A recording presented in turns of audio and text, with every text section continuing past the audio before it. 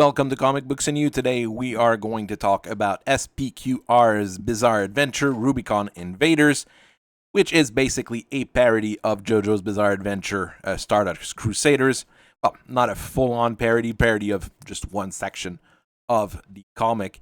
Could you run it the whole length? It would be probably very difficult. Here, this is a pretty interesting little thing that was done by someone that we talked to a few weeks back. That was one of his projects that he talked about, and I was fairly interested in. So let's have a look at this particular book and see if it's worth your time. Our first character in this particular book is Gaius Julius Caesar, who I think pretty much everybody here in the audience knows at least by name. He was a general in the late Roman Republic, probably the best known Roman in today's age. Very well known in the French community as the, I was going to say antagonist in Asterix, but yeah, let's face it, he's not that evil most of the time. He's just Roman. In this particular story, well, he's a little bit different than the historical figure, and he wields the power of an eidolon called the Bello, which makes perfect sense once you realize that we're playing in the JoJo's Bizarre Adventure playset here. He is loved by his troop, he has a strong sense of justice, and he wants to free Rome from the evil of the Senate and the current dictators that are ruling it. So, okay, it might be a little bit exaggerated, but it works really well in this story. Our second character will be Gnaeus Pompeius Magnus, who's also a former general, but now more acting as a politician in the late Roman Republic. He's regarded as Caesar's greatest rival through most of his life.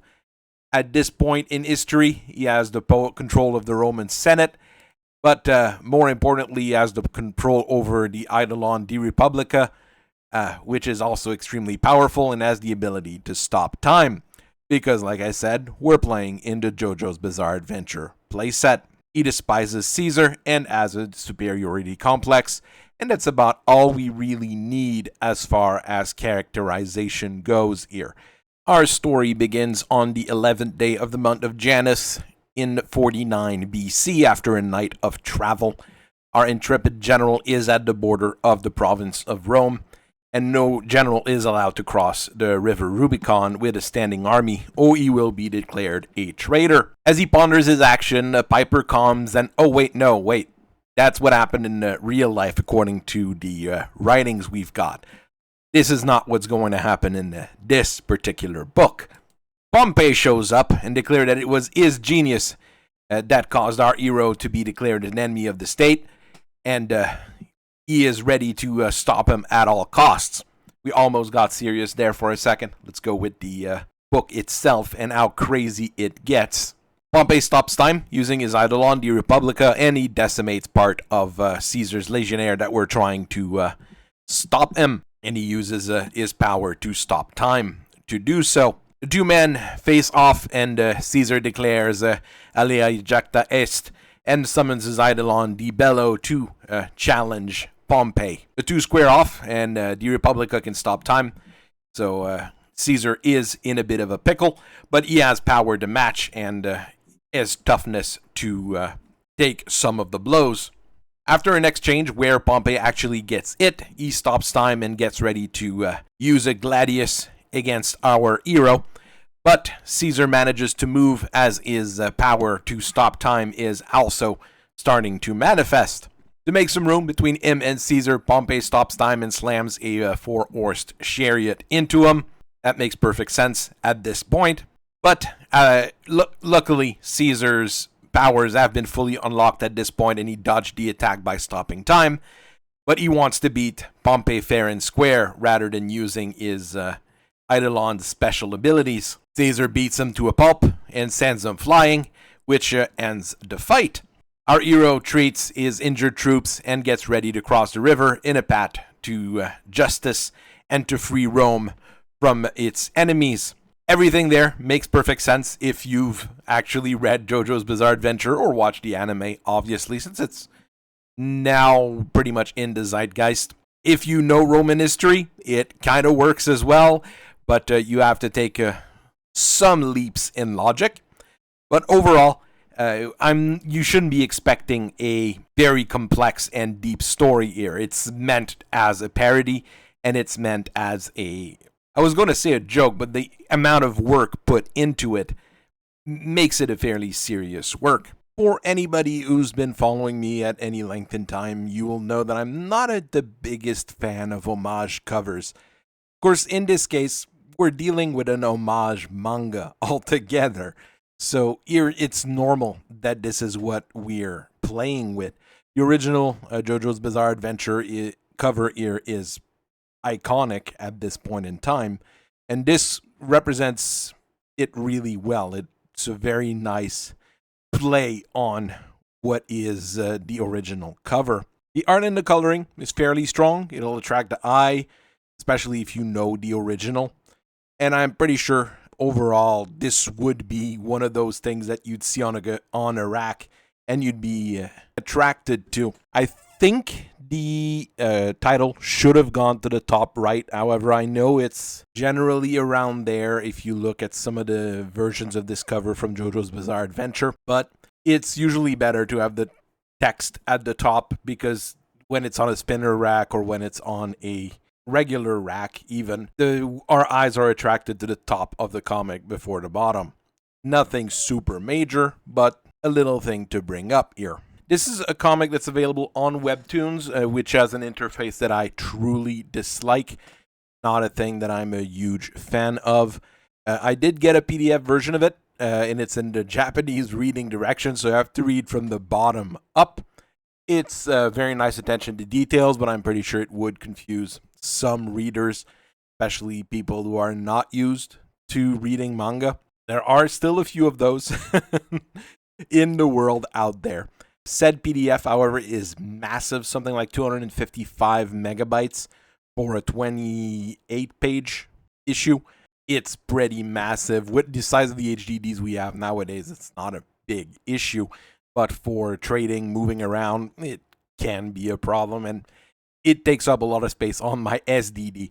So I have to move it to my actual spinny hard drive rather than my solid state for safekeeping. We do get a nice, this is a parody tag, fair use, etc. So this pretty much covers all the issues that could come from that. While this book is basically a parody of Stardust Crusader, the character style is actually a little bit closer to Phantom Blood from my perspective. Caesar kind of looks more like Jonathan Joestar than Kujo Jotaro, and Pompey does have the regular Dio look, but I have a feeling it feels closer to the Part 1 Dio than the Part 3 Dio. Is that a huge deal? Definitely not, and that might just be my perception of things. The art style also mimics really the 80s manga aesthetics, which is a bit closer to Phantom Blood than to Stardust Crusaders. You have to admit that Phantom Blood's original style was basically already mimicking Fist of the North Star by Aratetsuo. Is this a big issue? Once again, no. It works for what it's supposed to do. One of the great things, though, is even though this book is meant as a parody, the art doesn't fall into what we often have as Western parodies of manga, and it really takes itself seriously. It uses the same art style, the same art techniques that you would normally see in a manga, rather than exaggerating it like they do in those North American parodies of manga or people trying to imitate manga often enough. Now let's just discuss things that are disconnected from it being a parody. If we look at the art itself here, the characters look great. No issues with proportions as long as everybody's a bodybuilder. There's no weird morphing. The eidolons look really good. Overall, it's a great work of art. The shading and the inking on the panels is also top tier, which is a thing that many modern digital mangakas would have a hard time doing. This is a lot of work, and it used to be all done by hand. You have to remember that for your Fist of the North Star, the early JoJo's Bizarre Adventure, your City Hunters of the world. And that's a thing that a lot of mangaka feel like they're lacking nowadays. We still have some that are at a decent level in terms of using the shading and the coloring well, but it's not a super common trend. We have horses in this, and they're all pretty well done. Not the highest quality out there. It kind of reminds me of, once again, Fist of the North Star horses, where we do have a few of them roaming around. So it's done fairly well. Nothing catastrophically good, nothing catastrophically bad, and might be something that the artist needs to improve on over time, but nothing that I would say takes us out of the story. I have some really cool full pages in this with character piece, with action pieces. The page real estate in general is really well used. I'm really happy with how this turned out in terms of panel layout. We have the great use of those manga backgrounds here. They're usually fairly simple, but they are extremely effective, and they keep the attention to the characters and the action, which is what is required in these types of stories. For this story to work, there's a few buy-ins you need to do from the start. So the first thing is that you need to agree that martial arts using Invoked Ghost is pretty cool. The good news, that's pretty easy. It actually works in JoJo's Bizarre Adventure. It actually works in Persona. It's an easy sell overall. The second one is that you have to agree that Caesar, it was actually the good guy in the 49 BC Roman kerfuffle extravaganza. Once again, this is an historically agreed fact for most people. You're gonna have that odd person, let's say, that's going to go all about the Republic, but the Roman Republic at that point was basically falling apart and nothing was working like it should. So, once again, another thing that's fairly easy to buy in. Many lines in there are lifted from JoJo's Bizarre Adventure and they're modified to fit the bill. It works surprisingly well. There was definitely quite a bit of thought put behind actually writing the script for this, and I'm happy with what we got.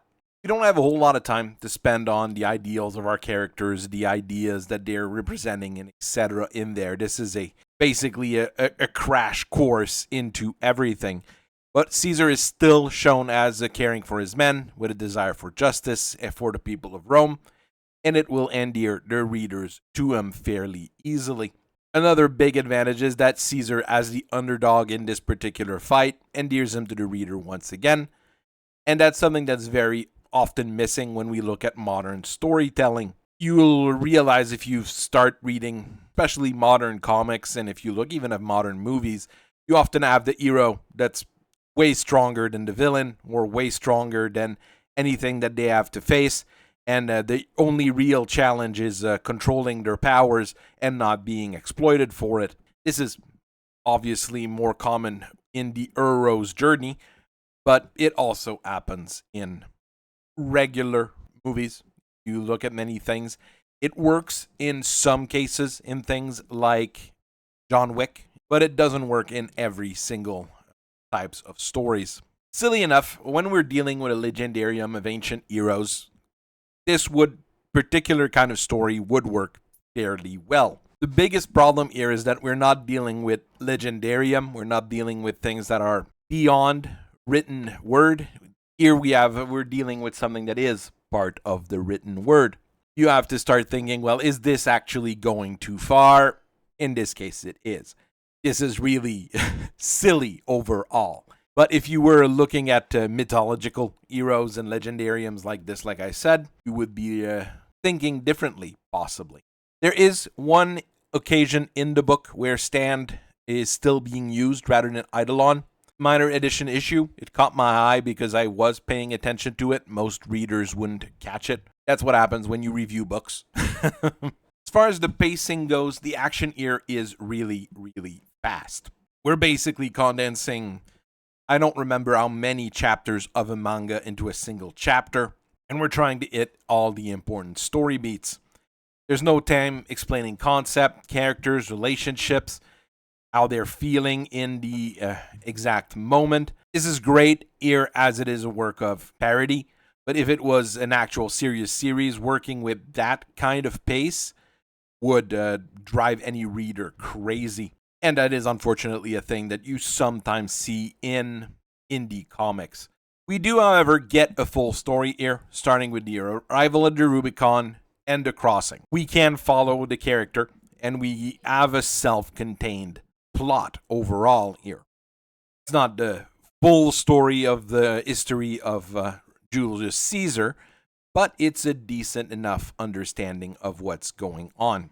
Someone with no understanding of JoJo's Bizarre Adventure or of Roman history would never understand this comic. If you have understanding of one of the two, you'll probably have some fun with it, but you might still be lost quite a bit. My son, as an example, was completely confused reading this whole thing. But overall, you have to be in the right mindset to go through this book. The silly thing, once again, is that I want more. The art style is really, really nice. The storytelling style actually works.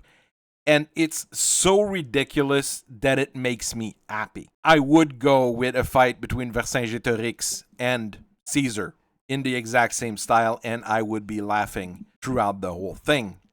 Would the joke wear thin after a while? Yeah, more than likely. That's the problem whenever you're dealing with parodies. Very, very often, the joke wears thin quicker than it should. We have the same problem with Mashal as an example. But it's the kind of things that you can keep alive. Every once in a while, you drop a chapter, you drop a story, or you have your main manga and you have one of those weird odd chapter mixed into it just so people can laugh a little bit. Let's say you were to do a historical manga about the history of Julius Caesar, Pompey, Magnus. Basically you take season 1 of Rome and you make a manga out of it. It would work to have those as an end chapter in every book, and people would just go crazy about the good time there. Honestly, if you want a good time, if you like JoJo, or you're a normal human being that thinks about the Roman Republic and the Roman Empire at least once a day, that's probably a nice thing for you to read. If you're not one of those people with that kind of inclination, you might want to pass on this. Not because it's bad, but because you won't get the jokes that are in it. So I hope you guys have a very nice rest of your day. I thank you very much for listening to me. I'll see you guys later. Keep on reading comics. Keep on enjoying them. I'll keep reviewing them and analyzing them. And I'll see you guys later. Bye-bye.